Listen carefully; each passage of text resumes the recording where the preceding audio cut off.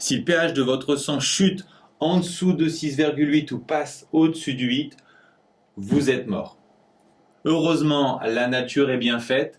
Le sang est une solution tampon, c'est-à-dire que son pH est très stable. Il reste presque toujours entre 7,35 et 7,45. Quand il passe un peu en dessous ou un peu au-dessus, vous êtes frappé par des maladies qui, pour la culture générale, s'appellent l'acidose ou l'alcalose.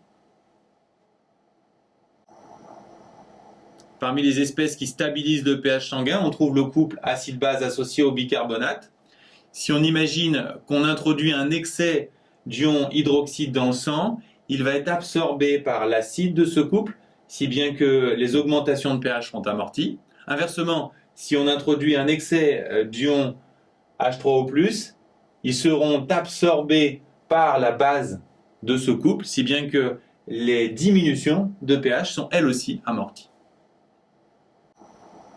Pour tester l'efficacité du tampon bicarbonate, on va imaginer qu'on injecte dans 5 litres de sang 10 ml d'un soda très connu dont la présence d'acide phosphorique fait que son pH est égal à 2,5. Et on va se demander quel est le pH final de la solution, d'abord en l'absence de tampon bicarbonate, puis en présence de ce tampon.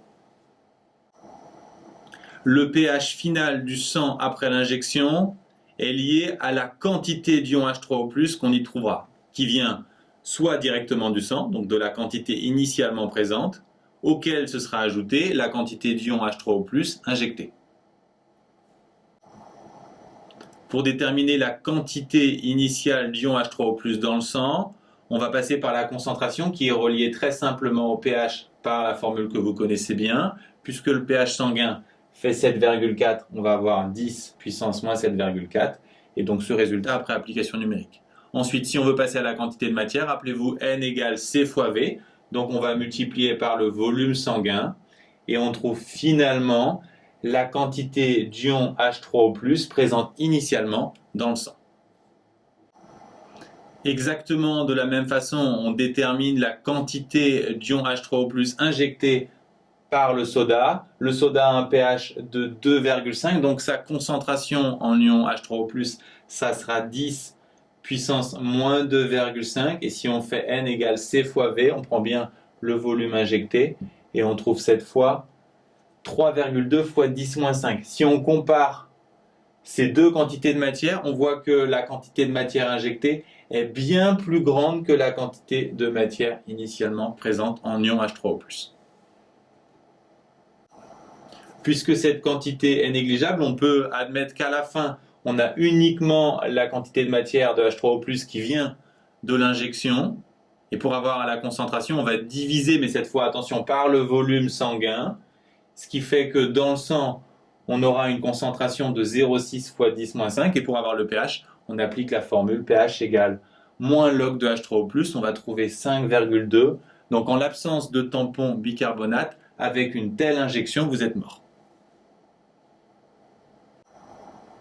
Maintenant, on prend en compte la présence de bicarbonate dans le sang. On nous dit que sa concentration est de 21 millimoles par litre et le pK de ce couple est de 6,1. Ce qu'on veut savoir en fait, c'est quelle quantité de matière il existe de chacune de ces espèces en solution et plus précisément, puisqu'on a injecté un acide dont on a déjà calculé la quantité, on va se demander quelle quantité de base on aura pour l'amortir. Encore une fois, pour trouver la quantité de matière associée à la base, on va passer par la concentration. Je vous rappelle qu'il existe une relation entre pH, pKa, concentration d'acide et concentration de base. C'est cette formule. Et si on veut isoler le log, il suffit de faire pH moins pKa, 7,4 moins 6,1, on trouve 1,3. Et on va pouvoir ensuite facilement trouver ce quotient. On se débarrasse du log en appliquant une puissance de 10, qu'on va retrouver bien sûr de l'autre côté. 10 puissance 1,3, ça fait 20. Autrement dit, la concentration de la base, c'est 20 fois celle de l'acide.